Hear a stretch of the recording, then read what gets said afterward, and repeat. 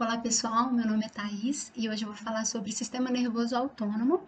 E para começar essa conversa, eu gostaria de passar um trechinho de uma música que eu acho que tem tudo a ver com o tema. A letra vai estar aqui do lado, vamos dar uma olhada. Vamos que é tudo nosso.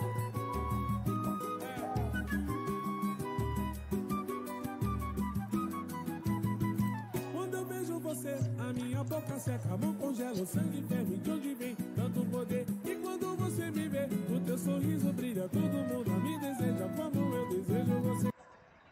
Então, aqui ele está praticamente fazendo uma declaração de amor, né? Falando tudo que ele sente quando ele encontra com a pessoa que ele gosta.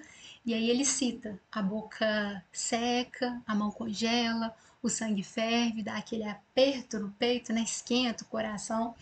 E aí isso acontece com a gente quando a gente encontra quem a gente gosta e às vezes involuntariamente. Na verdade, quase sempre é involuntário, né? A gente vê a pessoa e tem esse disparo de reações no nosso corpo. E todas essas sensações, elas são controladas pelo sistema nervoso autônomo, né? Então, por que tem esse nome de autônomo? Porque esse sistema é responsável por controlar variações da nossa pressão arterial, né, a questão da nossa respiração, variação de temperatura corporal, o nível da motilidade gastrointestinal, as secreções glandulares, a frequência cardíaca, a dilatação da pupila nos diferentes níveis de luminosidade e a fisiologia sexual também, porque a gente já sabe que para o homem ter ereção e a ejaculação precisa desse controle autônomo, né? Então, essas atividades que são involuntárias, que a gente não percebe, mas que estão sendo controladas de alguma forma o tempo todo, elas estão sob supervisão do sistema nervoso autônomo. Então, lá em 1900 e pouco, os estudos para tentar entender de que forma que esse sistema nervoso autônomo funcionava, como que era essa comunicação, estava em alta. E aí, lá em 1921, o Otto, que era um fisiologista, né, um professor, ele reza a lenda que ele estava em casa e aí ele teve uma ideia de um experimento que poderia explicar como que era, né, poderia elucidar de que forma que essa comunicação se dava. E aí ele foi então para o laboratório no meio da madrugada e fez um experimento de isolar dois corações, colocá-los numa situação, numa solução fisiológica, né, para que eles continuassem batendo por algumas horas e ele pudesse fazer o experimento. Então, o que ele fez? É, ele fez uma estimulação do nervo vago que estava inervando esse coração, né? Então, no decorrer do tempo, ele fez um estímulo do nervo vago e aí ele registrou como que estava a atividade desse coração. No caso dos corações, né? Então, no primeiro momento, o que ele fez foi, ele estimulou, né, com o eletrodo, o nervo vago do coração R e percebeu que logo depois do estímulo, a força de contração diminuiu e a frequência cardíaca também. E aí já era esperado, ele já estava imaginando que isso iria acontecer. Mas nada estava acontecendo com o coração dele. Até que ele pegou a solução proveniente, né, de onde esse coração R estava submerso, e perfundiu no coração T. E aí ele reparou que alguns instantes depois de perfundir, esse coração apresentou a mesma resposta que o R, de diminuir força de contração e frequência cardíaca. Aí com isso ele entendeu assim, opa, então a estimulação desse nervo é capaz de estimular a liberação de alguma substância que vai ter esse efeito. E aí, mais para frente, ele já estava desconfiado, mas aí veio a confirmar que, de fato, a estimulação do nervo vago estava secretando uma substância, que era a acetilcolina, que é um neurotransmissor desse sistema nervoso autônomo. Então, foi aí, nesse experimento super clássico, que as evidências ficaram mais fortes, né? E então esse sistema nervoso autônomo, ele também é denominado sistema visceral, porque ele inerva as vísceras, né, do nosso organismo, e ele apresenta diferentes divisões. Então ele é dividido em sistema simpático, parasimpático e entérico. Mas hoje a gente vai falar só do simpático e do parasimpático. E esse sistema nervoso autônomo, ele é o principal responsável por manter a homeostasia, ou seja, o bom funcionamento do organismo. Então, em função disso, ele está prontamente responsivo, né, às alterações internas do nosso corpo e também aos estímulos externos para que seja feita qualquer adequação que se faça necessária. E esse sistema nervoso autônomo, ele inerva, então, todos os tecidos, com exceção do músculo esquelético, né? Porque o músculo esquelético é de contração voluntária, e ele tem um efeito modulador nos órgãos-alvo, porque ele faz com que o funcionamento dos nossos órgãos, das glândulas e de tudo mais, seja feito de maneira mais fina, né? Um controle mais fino, mais refinado, para que tudo funcione super bem. Então, essa comunicação, né, desse sistema nervoso autônomo, ele se dá partindo do sistema nervoso e chegando nos órgãos efetores, né, inervando a musculatura lisa, as glândulas, o músculo cardíaco e também as células adiposas.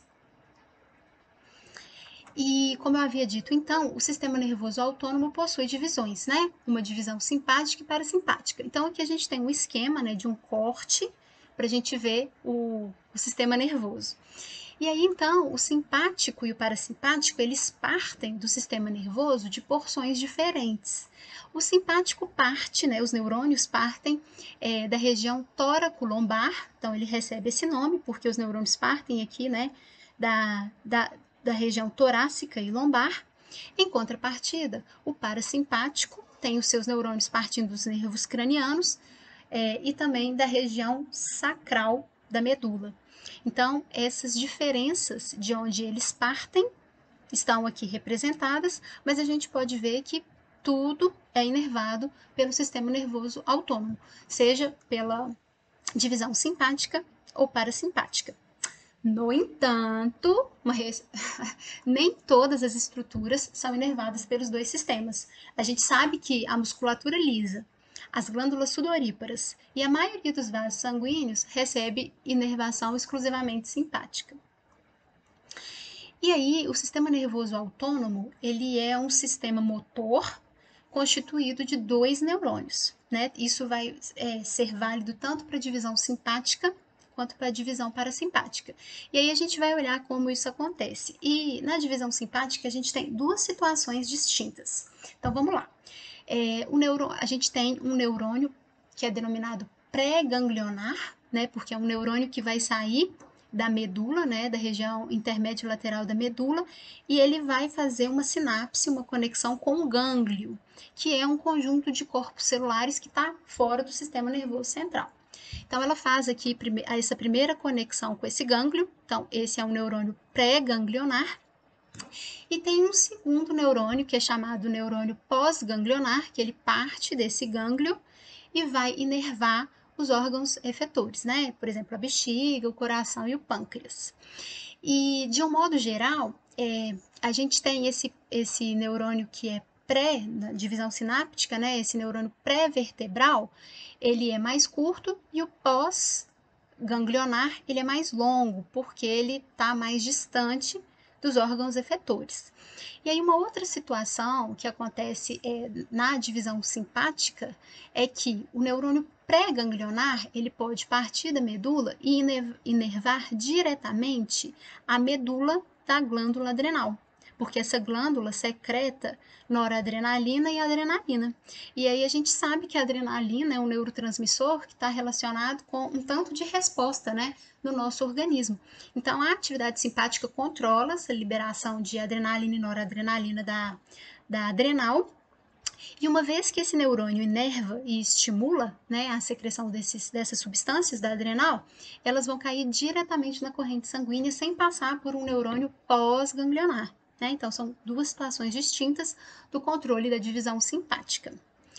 E aí, da mesma forma, né, com dois neurônios, a gente tem a divisão parasimpática, com o neurônio pré-ganglionar partindo de um dos nervos cranianos, ou da medula, né, lá na região sacral. Então, a gente tem um pré-ganglionar que é bastante longo, né, até ele atingir o gânglio, e, no geral, o pós-ganglionar é mais curtinho, porque ele está mais próximo dos órgãos efetores, né, onde essa inervação parasimpática vai atuar. Então, se a gente der uma olhada aqui, né, olhando agora para o sistema nervoso simpático, partindo aqui da região torácica e lombar da medula, o neurônio pré-ganglionar vai fazer sinapse nesse gânglio, que é paravertebral, né, mais próximo, ou ele pode continuar o caminho dele e fazer essa primeira sinapse com os neurônios pré-vertebrais, né, que estão mais próximos da cavidade abdominal. E o sistema nervoso simpático, ele geralmente está ativo, né, ele é ativado em situações de estresse, quando a gente leva um susto, ou quando a gente vai fazer uma prova que é importante, uma prova de concurso, uma prova da disciplina, né, que a gente precisa de mais pontos. Então, no geral é isso, quando a gente está numa situação de estresse, a gente tem uma maior ativação do sistema nervoso simpático. E aí, o que acontece quando o simpático está mais ativo? A gente tem um aumento do metabolismo basal, porque a gente precisa de substrato energético para a gente ter contração muscular, para a gente poder pensar melhor, né, para ativar o cérebro, para tomar decisões. A gente tem uma vasoconstrição, né, acompanhada de um aumento de pressão arterial, porque a gente precisa de conduzir o sangue de forma mais efetiva, né, para poder oxigenar tecido, para levar nutrientes para os músculos e etc. Um aumento da atividade da adrenal, né, da glândula que libera adrenalina, uma broncodilatação para melhorar a nossa frequência respiratória, a midríase, né, que é a pupila que está ali aberta, né, contraída e atenta a todos os estímulos, um aumento da força de contração e da frequência cardíaca, uma diminuição de peristaltismo intestinal, porque aqui o nosso objetivo, né, numa situação de estresse, não é absorver nutrientes, não é fazer digestão, e um aumento de transpiração, porque todos esses eventos juntos, eles vão produzir energia na forma de calor, e a gente precisa dissipar, não é mesmo?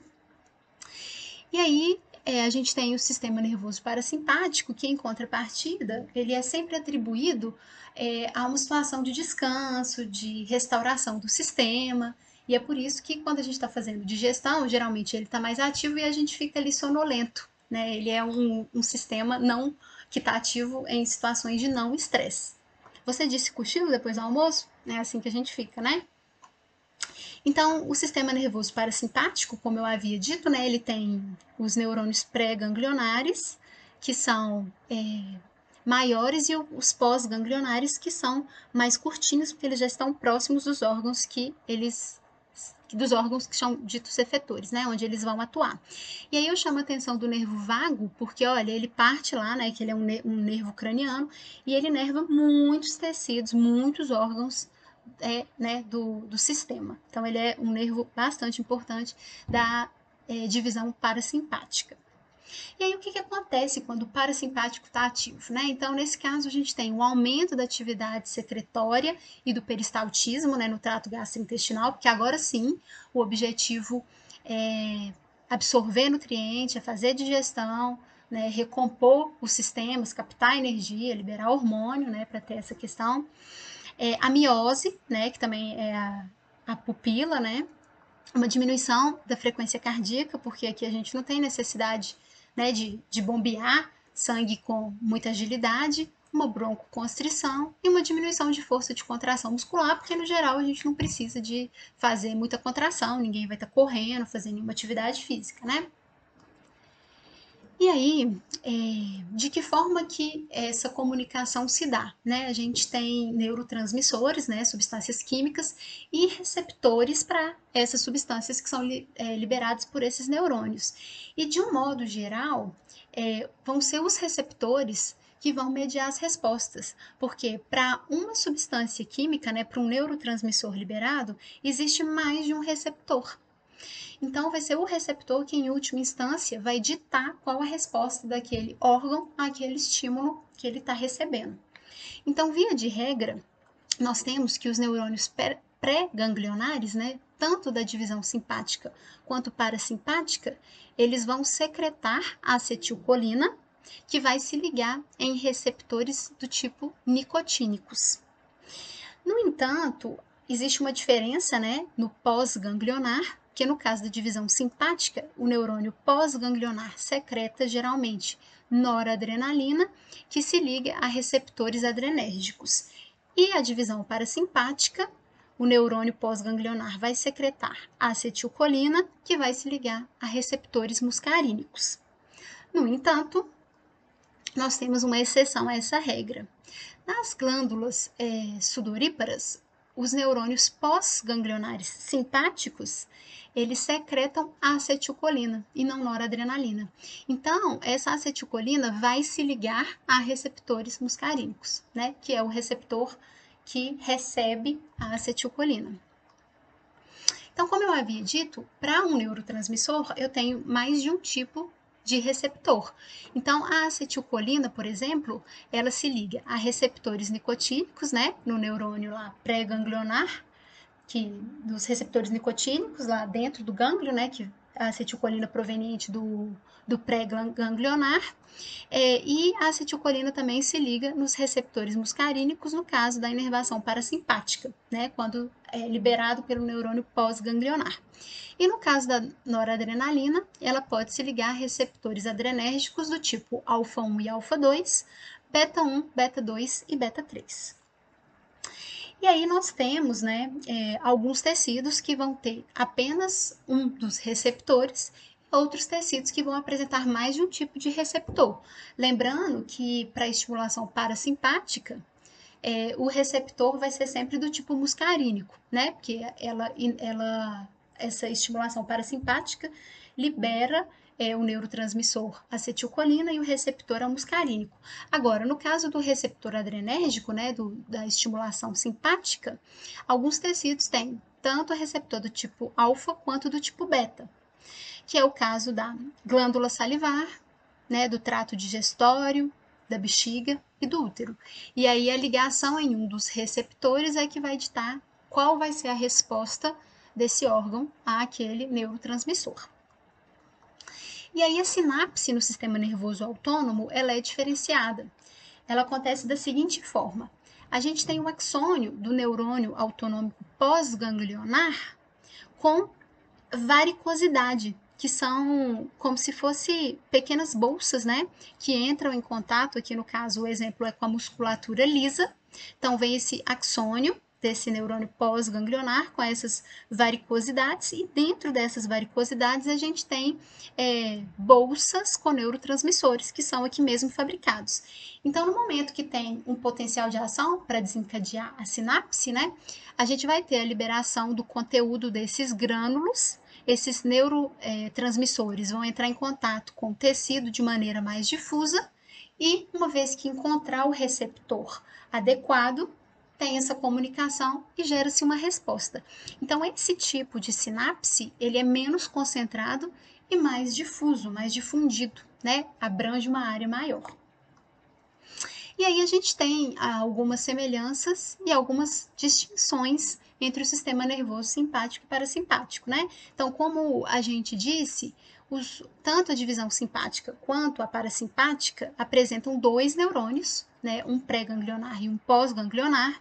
A localização dos corpos celulares é diferente. Então, no simpático, esses neurônios pré-ganglionares partem da região torácica e lombar da medula espinhal, e no caso do parasimpático, lá do robencéfalo, lá no cérebro, e na região sacral da medula. A localização dos gânglios, né? Então, no caso do simpático, é mais próximo da medula, e no caso da inervação parasimpática, mais próxima do órgão efetor, tanto que o neurônio pós-ganglionar da inervação simpática é mais curtinho. Então, o neurônio pré-ganglionar do simpático é curto, como consequência, o pós-ganglionar vai ser longo, e o inverso é observado no parasimpático, né? O neurônio pré-ganglionar é longo e o pós-ganglionar é curtinho, como eu acabei de falar. As sinapses por neurônio pré-ganglionar na inervação simpática são muitas, abundantes, né? Porque um neurônio pré-ganglionar faz contato com muitos outros pós-ganglionares, e no caso da inervação parasimpática são poucas conexões. O neurotransmissor liberado pela inervação simpática no neurônio pré-ganglionar, nos dois casos vai ser a acetilcolina, e pelo neurônio pós-ganglionar, na questão simpática, vai ser a noradrenalina, e no parasimpático, a acetilcolina. E aí fica aquela pergunta, né? O simpático e o parasimpático, eles são antagônicos?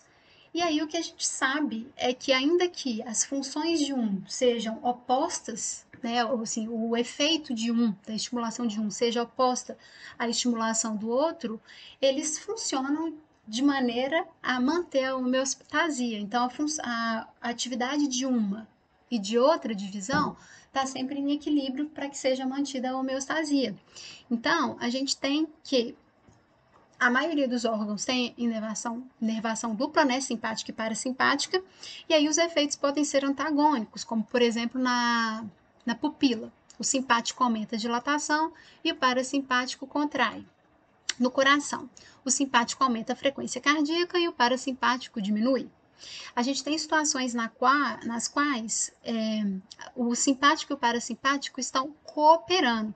Então, nas glândulas salivares, a ativação do simpático inibe, né, tem uma inibição da secreção, então a saliva fica mais espessa, e no parasimpático você tem um estímulo, então essa saliva está mais aquosa. Mas a gente tem uma situação também no qual eles são complementares, que é no caso da uretra, né, um contrai e o outro relaxa, e isso é importante na uretra, ou então na genitália masculina, como eu disse lá atrás, é necessário que o parasimpático esteja atuando para ter a ereção e o simpático precisa atuar para que tenha ejaculação.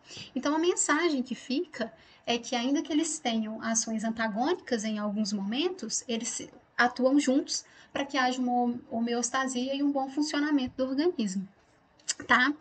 E aí, para a gente fechar essa história, eu fiquei pensando assim, que esses dados que eu trouxe, essas informações todas que a gente tem hoje do sistema nervoso autônomo, elas foram obtidas de experimentos clássicos, né, em séculos passados, já há mais tempo. Mas o conhecimento, ele não para. E isso é muito bonito. Então, eu trouxe aqui um trabalho, né, da Roberta, que é da Roberta Cristelli, que ela é orientada do professor André Gustavo, que eles são do Departamento de Fisiologia aqui da UFMG. E aí eles fizeram um trabalho mostrando que o nervo vago regula a atividade secretora e fagocítica dos macrófagos residentes no fígado, porque a gente sabe que o fígado tem essa função imunológica, né? Porque tudo que passa pelo nosso trato gastrointestinal vem pela veia porta, passa pelo fígado, sofre ali uma filtração daquele sangue, porque se tiver algum patógeno, alguma coisa prejudicial, esse fígado já começa a atuar, né, como uma parte do sistema imune mesmo. Então, aqui no experimento deles, eles estão mostrando a importância do nervo vago nessa atividade desses macrófagos do fígado. Então, o que eles fizeram? Aqui de vermelho, né, nos 3 vídeos, a gente está vendo a marcação desses macrófagos, que são as células de Kupfer. E aí eles injetaram o Escherichia coli, né, que é uma bactéria, então ela vai estar marcadinha de verde. Então a gente vai observar, vou soltar o primeiro vídeo, ó, que esses verdes são as bactérias sendo captadas pelos macrófagos. Então, quando o pontinho verde se fixa, significa que o macrófago naquela região está fazendo a fagocitose, está englobando essa bactéria. Então, essa é a resposta de um animal controle. Quando é feita a estimulação do nervo vago, olha como que é essa resposta de fagocitose. Então, se a gente olhar mais uma vez os pontinhos verdes, a gente vê que estimular o nervo vago faz com que haja muito mais pontos verdes. Então, está acontecendo muito mais fagocitose aqui. E aí, para poder comprovar, né, que o nervo vago é importante, ele que está mediando essa informação, eles fizeram a vagotomia, que é a interrupção, né, do nervo vago, fizeram um corte e estimularam. Mas como não tem mais a comunicação do nervo vago, essa estimulação não é transmitida, né? E olha qual foi a resposta que eles encontraram. Olha nesse videozinho. A fagocitose aqui está muito diminuída.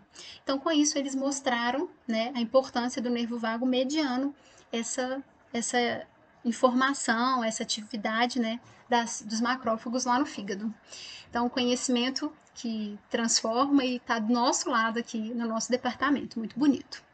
E aí, assim, eu encerro essa minha conversa, né, eu deixo de bibliografia esses 3 livros, né, Berne e Levy, clássico, esse de Fisiologia Humana, que ele é super didático, da Silverton, e a Fisiologia Médica, que tem figuras muito didáticas, muito ilustrativas, também um material muito bom. Eu enviei um exercício avaliativo por e-mail e eu preciso que vocês me retornem, né, até a semana que vem, porque tá valendo ponto. E além disso, eu fiz também um quiz no Kahoot, Vocês vão olhar na descrição do vídeo, tem o link, eu gostaria que vocês acessassem, né? É um quiz, tem pontos importantes, deem uma olhada na matéria, deem uma estudada para poder responder, porque vai ser bom, eu fiz com carinho, é uma forma de interagir, é interativo, e eu espero que vocês gostem. Aqui está, muito obrigada pela sua atenção, aqui está o meu e-mail para vocês mandarem atividade avaliativa ou qualquer outra coisa que vocês precisarem nesse momento, tá?